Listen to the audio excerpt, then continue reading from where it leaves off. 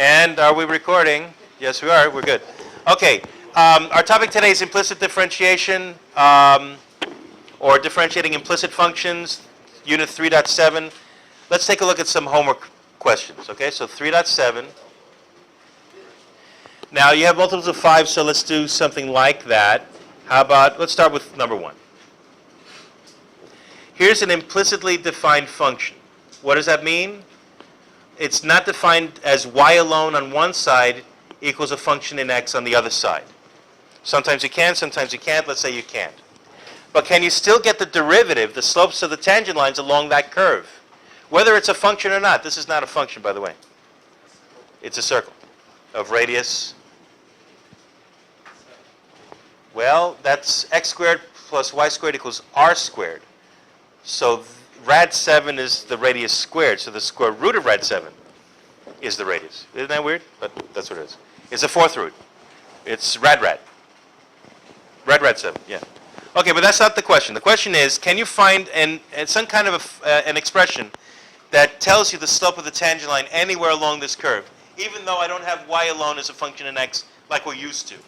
And the key here is, yeah, if you use the chain rule. That's all. So differentiate everything you see with respect to x and see if you can find dy dx. That's it. Okay, so let's do it. What's the derivative of x squared with respect to x? 2x. What's the derivative of y squared with respect to x? Now notice this is a chain rule question, right? It's like u to the 2. So what do you get? No. Y is a function in x. It's changing. I'm not doing partial derivatives. If you know what that is, no. What are you saying? 2y. Look, this is like, there's an inner function like, I don't know, like sine. Remember we just did this? If it said sine squared, what would you do? You'd say 2 sine to the 1 times the derivative of the inside is cosine, right? This is what we're doing. But y, I don't know what it is. So it's 2 what? It's 2y times the derivative of the inner function. Well, it's dy dx. All right, now if that's weird, that's good, because we're practicing that. That's what we're doing, okay? What's the derivative of this side? 0. Can you get dy dx alone? So you can figure out slopes of tangent lines and stuff like that. All right, how would you get dy dx alone? Subtract 2x, okay, so 2y dy dx equals negative 2x, and one more step, dy dx is negative 2x over 2y, and you can simplify it, right? The 2's cancel. So dy dx equals x over y. So if you had to get the tangent line somewhere along this circle, yeah, somewhere along this circle, you can plug in to this equation. It's still negative. Plug it into this equation to get the slopes of the tangent lines. That's all. So even if your function is not, y is explicitly a function in x, you can still get y prime. And very often notice that y prime itself is implicit also. You're not getting y prime is a function in x. It's mixed up with y. Right? That's what we mean by an implicit function. It's mixed up. The x's and the y's are mixed up. You can't get y alone on one side and function of x on the other side, right? Okay. That's all there is to this. All right. Practice. A question on one. All right. Practice makes perfect. Let's do another one, like from the homework page. How about number 3? It says xy plus x plus y. Whoops. Is 5. So differentiate this implicitly with respect to x, meaning use the chain rule. Now, this also is what? What rule are we going to use here? Product rule. All right, so do it. Just do this part. First, times the derivative of the second, plus the second times the derivative of the first. But the derivative of x with respect to x is not 0? 1. Okay, so if you want to write it, it's 1, right? Okay. Plus, what's the derivative of x with respect to x? 1. Plus, what's the derivative of y with respect to x? dy dx. That's what that is. That's what it means. Equals, what's the derivative of a constant? With respect to anything? 0. Ah! Wow. Now the game is, again, get dy dx alone so you know what the slope of the tangent line is. That's what dy dx is. So can you get dy dx alone? By the way, this is just y, right? Did I have to make it so complicated? What are you going to subtract this time? Last time we had to subtract and divide, right? What are you going to subtract this time? Let's simplify this. This is y. Y and 1. All right, so let's write that. X dy dx plus dy dx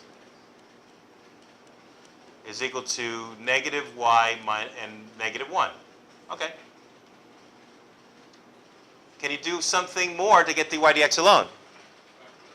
Factor out the dy dx. Okay, so dy dx times what then? X plus 1 is equal to negative y minus 1. One more step to get dy dx alone. So you get negative y plus 1, minus 1, over x plus 1. Which is fine, but I'm having a feeling that Bob, or Hal even, would write it this way.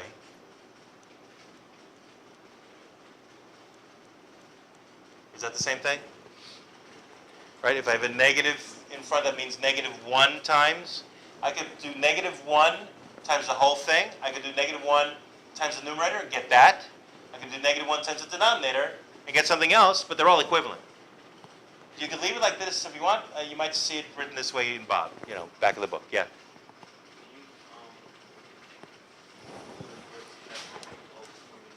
Can I do what? The very first step? Okay. The first step was how do you differentiate x, y, right? How do you differentiate x, y? That part? The whole damn thing. All right, let's do it again. Let's do it again. All right, we'll do the whole damn thing. Okay. It's xy plus x plus y is 5. Okay. First times the derivative of the second plus the second times the derivative first is 1. It's a product, yeah. Plus the derivative of x plus the derivative of y. Well, by definition, this is the derivative of y. Equals the derivative of a constant. Make sense? Okay. Alrighty. Good. I went fast and it made sense. That's an improvement. All right. All right, that's it. Done. We got dy dx alone and everything. Okay, 5 you're going to have fun with tonight. Let's see. Something maybe a little slightly different. How about 11?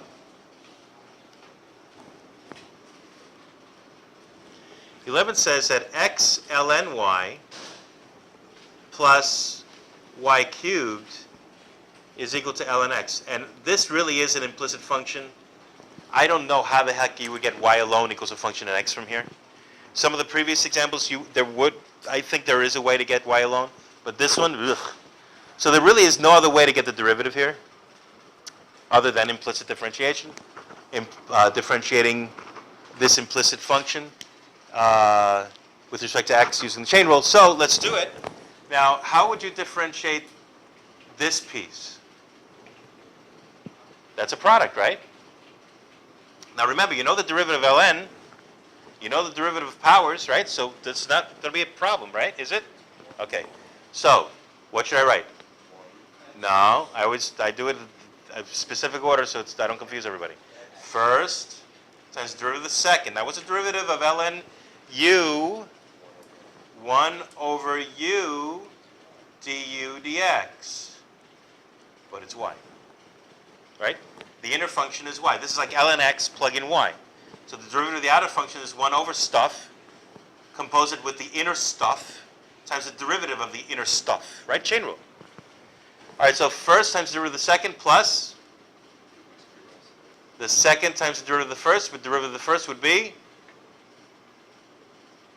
1. Okay. Plus. All right, power rule and chain rule. What do you write? 3y squared times dy dx, derivative of the inside function. Remember, I'm differentiating with respect to x. If this says x cubed, I would say 3x squared and be done with it. But it's not x cubed. It's a function in x cubed, so there's an inner function. So you get 3 stuff squared composed with the inner function times the derivative of the inner function. Chain rule. Okay. Equals, what's this derivative with respect to x? 1 over x. Now, if you want to be crazy, you could say dx dx. But what the hell is dx dx? 1, so you're not going to say that. Okay. Right? Why do that? Okay. The point is now to get dy dx alone, if you can. All right. So you're going to subtract stuff, you're going to divide stuff, right? What do you think you're going to subtract? The ln y, is that all? Yeah, because this is multiplying, so I'm going to divide it away. This is multiplying, I'm going to divide it away, or factor stuff out. So I'll just subtract that, okay. So what's left? It's going to be x over y dy dx, isn't it? Plus, no, I didn't say drag down. What are you talking about? Stupid computer, come back. Okay. Plus 3y squared dy dx is what's left when I subtract ln y out of here, equals 1 over x minus the ln of the y. Okay. Now what's the next trick? What did we do last time? What's your favorite F word? 6 letters. Okay, so take out dy dx. And what's left? X over y plus 3y squared. Okay.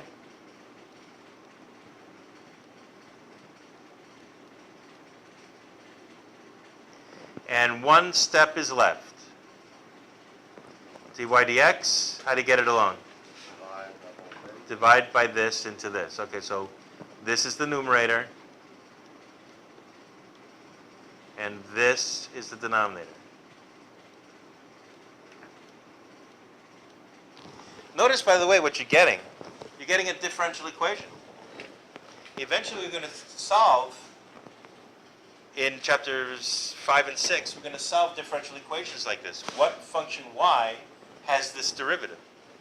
Except this isn't a function, I don't think, so this would be probably too complicated. We wouldn't get answers like this. But we're going to do something like that. We're going to take differential equations, equations with derivatives in them, and get rid of the derivatives and find out what the function was. This one, now that presupposes we started with a function. And this is not a function, so we're not going to be able to deal with this particular case, but something like this. All right, so any questions through 11? What do we do? 1, 3, and 11, right? How about, well, 15's for fun and homework. 10, da-da-da-da-da, da-da-da-da-da. All right, how about, oh, I don't know, 22, like 20. You got 20 for homework, right? So let's do 22. All righty, so it says x cubed plus 5x squared y plus 2y squared is equal to 4y plus 11. And they want the slope of the tangent line at the point 1, 2. In other words, if you plug in x equals 1 and y equals 2, it works. It's a point on that curve. Now, this is a really whacked out curve. I don't know what the hell it looks like. It's probably not a function. It's probably some really weird conic, if at best, like the wacky ellipse. Or you ever see those? Ever do any polagraphs, like roses and limacons and cardioids? It's probably some really weird smushed, translated, crushed, elongated cardioid ellipsoid thing. But it's not a function. Okay. So I'm not really going to be able to graph this and look at the tangent line and stuff. But what they want you to do is get the slope of the tangent line at x equals 1. In fact, you could even write the equation of the tangent line at x equals 1 if you want to. How do you do that? Get the slope. How do you get the slope? Get dy dx. How do you get dy dx? Let's do it. 3x squared plus. And that's dy dx? Well, I'm gonna say first and second derivative. First times derivative of the second, right? I'm trying to be consistent for everybody. Okay. If the order, you could change it up if you're okay with it. But I'm gonna treat this whole thing as the first function. So first times the derivative of the second plus the second times the derivative of the first. That's what you were saying, right? The 10x? Yeah. Yeah. So you were doing it the other way. You were going to say 10xy plus that, right? If you're okay with that order, that's fine. So first times root of the second plus second times root of the first plus, what about this guy? 4y dy dx. Equals, what about this guy? Not 0. 4 dy dx. Plus 0. Okay. Now you got dy dx's on both sides. So I'm going to have to subtract stuff from here to here, and I'm going to have to subtract stuff from here to there to get all the dy dx's on one side, right? What do I subtract from here? Let's see, I'm going to subtract 3x squared, right? And I'm going to subtract 10xy. And I'm going to subtract 4 dy dx. Can we do that on one swell swoop? One swell swoop, yeah. One fell swoop. Yeah. It's y times 10x, or 10xy. Is that okay? You see where the 10x comes from, right? Yeah, okay. All right, so I'm going to subtract the 3x squared, I'm going to subtract the 10xy, and I'm going to subtract the 4 dy dx, and I'm going to get 5x squared dy dx plus, go away, plus 4y dy dx minus 4 dy dx equals negative 3x squared minus 10xy. Did I do anything weird? Is everyone okay with that? That's technically 2 steps. It's called transposition, 2 steps in one. Did I lose anybody? All right. Next step, what do you suggest? Your favorite F word is factor, right? Okay, so next time you get mad at somebody, just call them, you factor! All right? Right? They'll get really upset. They'll really get them upset. All right, factor out the dy dx. You got 5x squared plus 4y minus 4 times dy dx equals negative 3x squared minus 10xy, and you can factor out the negative 1 if you want, like that other time. You don't have to. One more step. Dy dx equals what? What?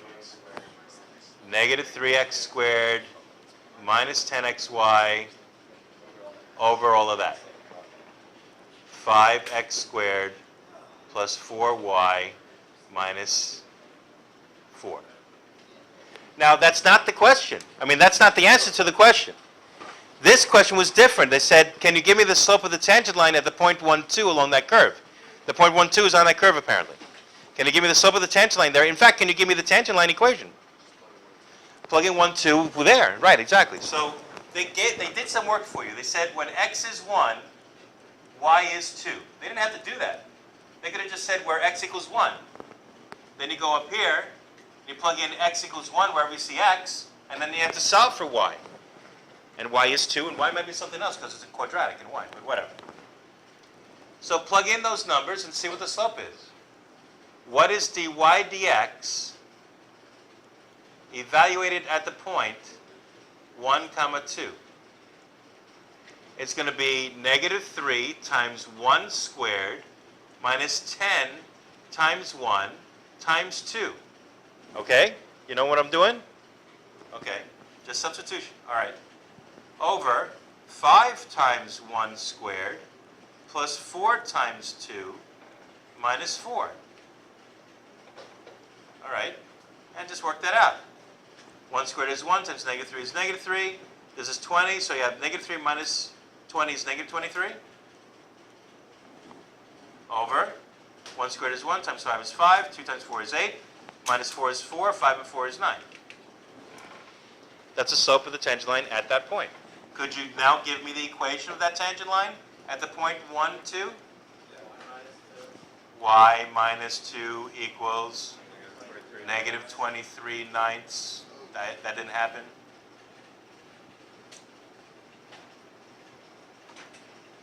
Times x minus 1. Oh, you're so good at this. That's it. By the way, that's 3-9, doing tangent lines, that's all. Yeah. Chain rule. That's really all we're doing, is chain rule. I mean, like, refreshingly honest. All right. I understand all the algebra and, you know, how you're coming up with the figures, but I don't understand When we finally get, you're happy up to here, you're good? No, I'm happy with all of it. You're happy with all of it? All right. What is it? What we're doing is, we're taking a point along this curve. Now, they were nice enough to tell you a point on this curve, because it's sort of hard to get points on this curve. No, it's simpler than that. We're trying to isolate, even though this is not an explicit function in x, I'm trying to isolate dy dx, the slope of the tangent line anywhere along that curve. So that I can plug in any point on that curve and get a slope there for the tangent line. And in fact, if I want, to write the equation of the tangent line and graph it. That's all I'm doing. I'm doing anything new, really. I mean, the meaning behind this is not new. Getting slopes of tangent lines. If you're asking what the meaning is. Essentially, what we're doing, what's new about this particular section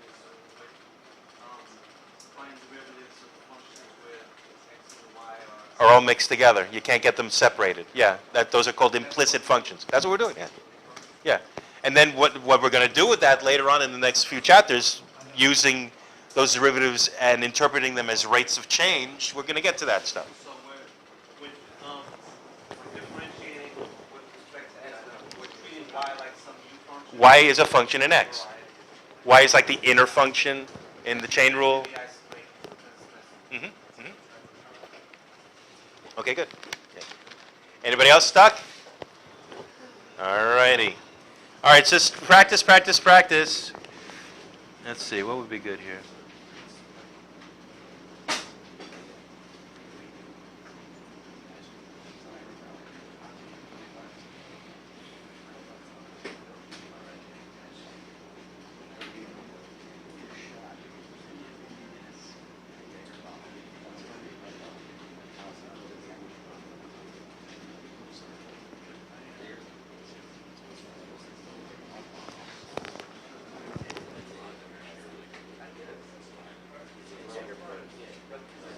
All right, how about we do like a little, sort of a word problem, I guess. Number 28.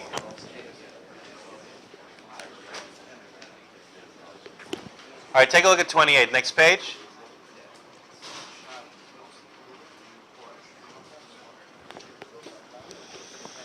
All right, 28 says, find dy dx given that x squared plus y squared minus 4x plus 7y is 15. Okay, so x squared plus y squared minus 4x plus 7y equals 15. Huh? It's possibly an ellipse. I think it's an ellipse. B squared minus 4ac is negative is an ellipse. It may be a circle. I'm thinking it may be a circle, it may be an ellipse. I'm not sure yet. You could complete the square and get it into the general form of an ellipse and see if it has the same radius. Yeah. It's some kind of an ellipse. It might be a circle. That's not the question. The question is, find dy dx. Okay, that's part A. Then B, under what conditions for x and y will this tangent be horizontal? Will the tangent line be horizontal and will the tangent line be vertical? All right, so let's get dy dx first and then we'll talk about that. So pretend this is some kind of a weird ellipse. Right? You know what an ellipse is? It's a stretched out circle, right? We could complete the square and graph it in polar mode and stuff. We don't have to. Differentiate with respect to x. What do you got? 2x plus 2y dy dx minus 4 plus 7 dy dx. Right. What's the derivative of y? It's dy dx. Equals derivative of y with respect to x. That's all it is. That's exactly what it is. Good. See, I knew there was a reason I was doing this over and over again. I told you it has to click. Someday it clicks. Okay, equals. Equals what? 0. 0. Good. All right. All right. Who are you going to subtract? 2x. The 2x and the negative 4. So we'll add the 4. Okay. So how, all right, so what do we get? 2y, dy dx. You could factor right here too if you want, I guess, but why? One step at a time. Equals, how about we write it 4 minus 2x, just because I feel it. Is that the same thing as negative 2x plus 4? Same thing. All righty. And then you're going to factor out the dy. What's left? 2y plus 7.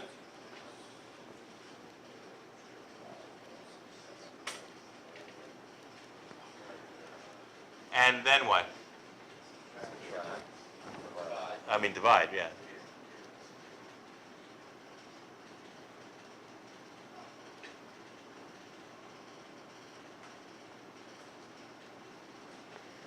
Alrighty, and there you go. That's the derivative along the curve anywhere on that curve. Now the curve is not a function, some weird ellipse. That's not what we're worried about. The question is, when is the tangent line, or when are the tangent lines, because there's probably two of them, to this curve horizontal? Well, that means the derivative is what? 0. What makes that fraction 0? When the numerator is 0. So, tangent, why are you doing this, you stupid computer? Tangent is horizontal if 4 minus 2x is 0. Or 4 equals 2x. Or x is 2. So any point along that curve where x equals 2, you're going to have a horizontal tangent. When do you get a vertical tangent?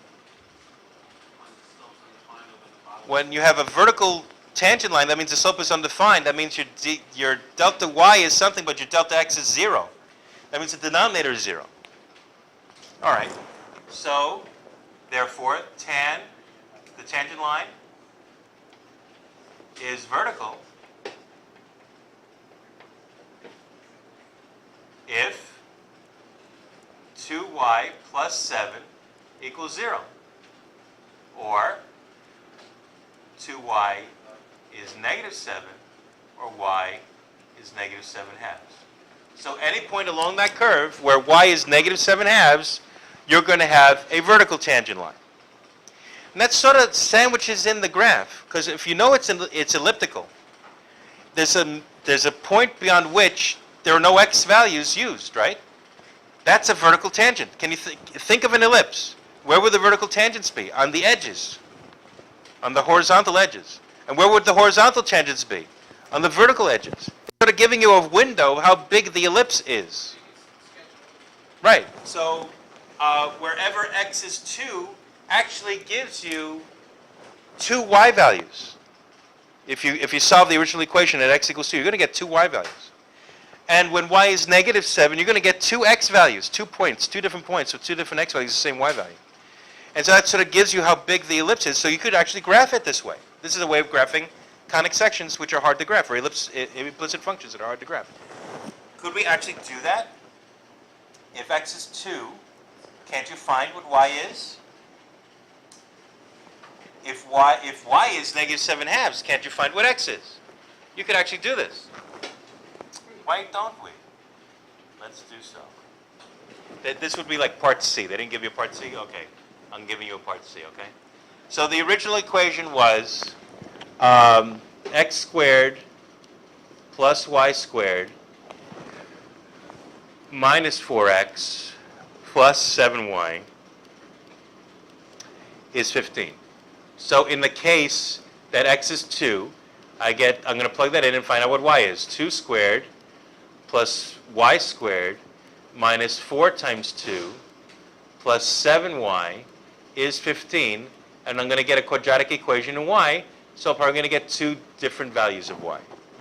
All right, so this is 4 minus 8 is negative 8. All right, so I'm going to write this. Y squared plus 7y, that didn't happen. All right, so this is 4 minus 8 is negative 4, right? Is equal to 15. Now, how do you solve quadratic equations? You have to have one side equal to 0, so you're going to what? Subtract 15, so it's y squared. Whoops. So y squared minus 7y minus, what, 19 is 0. Now, is that factorable with integers? Are there two integers that multiply to negative 19 and add up to negative 7? No. Why do you subtract 7 from 1? What do I do? Oh, plus, sorry, plus. This? Yeah. Yeah. All right, this is not one that's easily factorable. You're going to need the quadratic formula. You're going to get some wacky numbers. I don't know if I want to get this crazy. But you're going to get two x values this way. Then plug in the y, you're going to get two y values in this way. It gives you a window where the ellipse lives.